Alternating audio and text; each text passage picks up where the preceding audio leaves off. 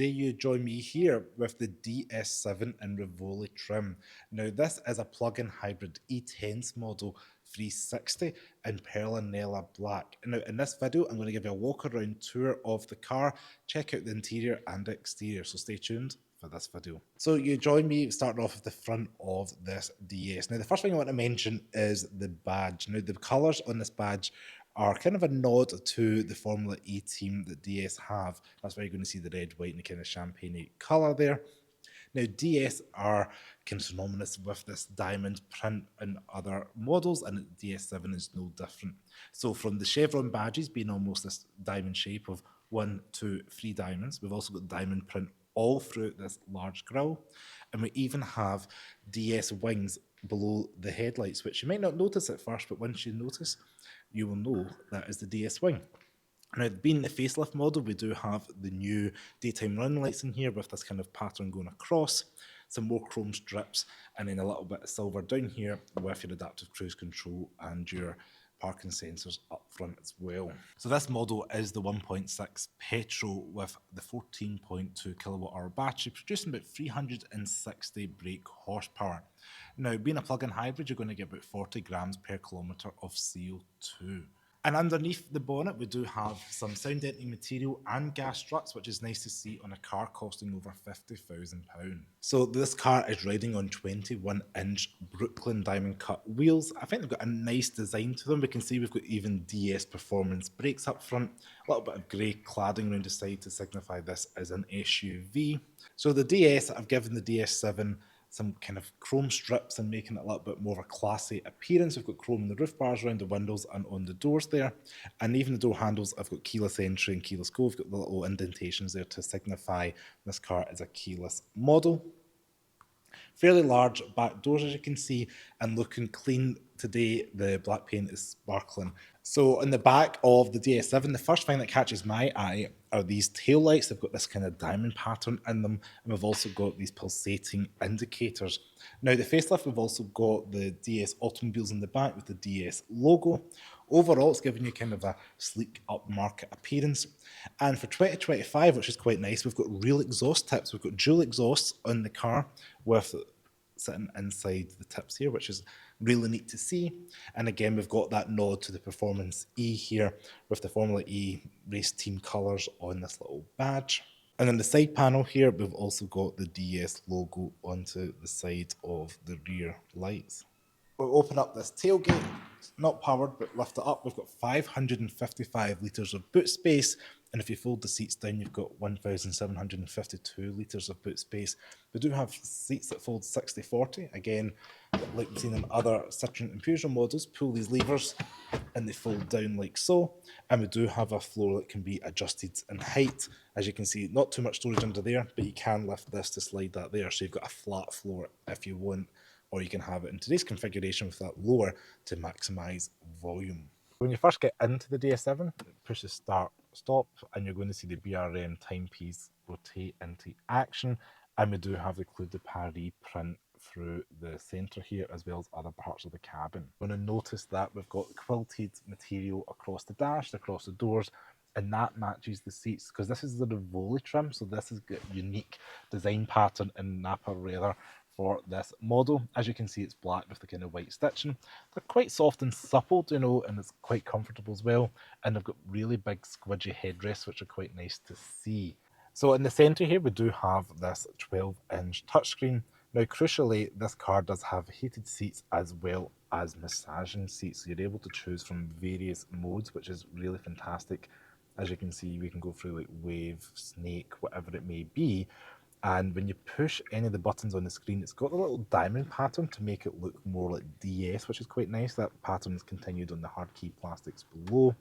It is fast and responsive, and you can customize some of the widgets as well. There's things like your sat nav, etc. But yeah, it's a configurable screen, fast responsive. We've got Apple CarPlay and Android Auto, are both wireless.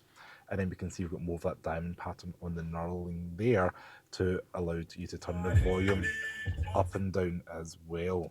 Now, we do have some touch capacitive buttons there for your defrost, etc. A physical button there for your hazards. And then down below in here, we do have a 12-volt power outlet, a USB charger, as well as a bit of storage in there for your mobile phone.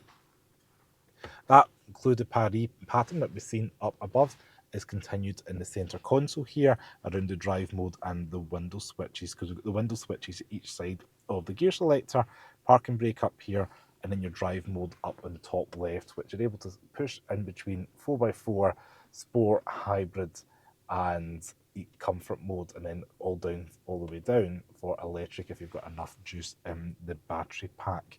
Now we're sitting about 36% with 12 miles of range available to us, and this is your gear selector here.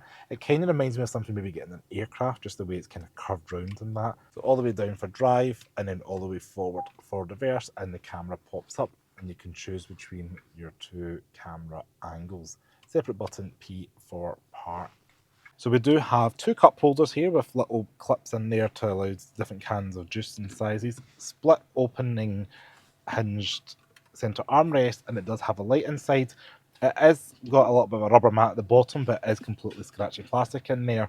But I guess you can wipe stuff if you spill something, but it is fairly deep, which is a benefit there. And because it's split, your passenger could have your arm down while you have a little rummage in the centre cubby hole.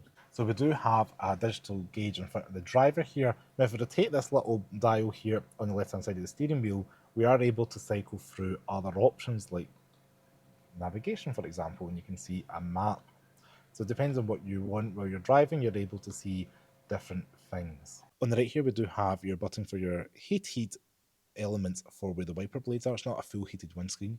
And then we've got deferred charging that lights up when you're charging the car, and your fuel filler cap, as well as wing mirror adjustment. Now the seats are fairly comfortable. We do have two-stage memory seating as well as a massage button, and they are all around electric with the variations there. I'm 5'11" and I've got plenty of headroom, shoulder room, and leg room. Steering wheel does have reach and brake adjustment with a manual lever at the bottom of the stock there. So the front door cards of this DS7 do have like a rubberized texture material similar to what we've seen on the C5X. We do have this quilted pattern here on the door card and a little bit of material here where it's soft and squidgy where your elbow's going to be. Do have a mechanical door release as well as the grab handle there. Black gloss plastic, which will be annoying for fingerprints, but we do have a door bin lined with fuzzy stuff, so nothing's going to rattle around in there, which is nice to see. So you join me in the back of the DS7. Fold that seat up like so. Now there is a little bit of a technique to hold that seatbelt out the way. Now once you're in the back, you've got a relatively flat floor in the middle, so you can get free abreast. For reference, I am 5'11". Plenty of headroom because of the boxy shape. Shoulder room's all right, and on the outer seats they are a little bit more comfortable than the centre perch here. We do have climate vents with kind of a diamond accent on them, as well as USB chargers. Nets behind each of the seats. And if I pull the middle bit down, we do have cup holders in the rear of the armrest. Door cards do have a rubberized material, some of that stitching onto the material in the middle around the speaker.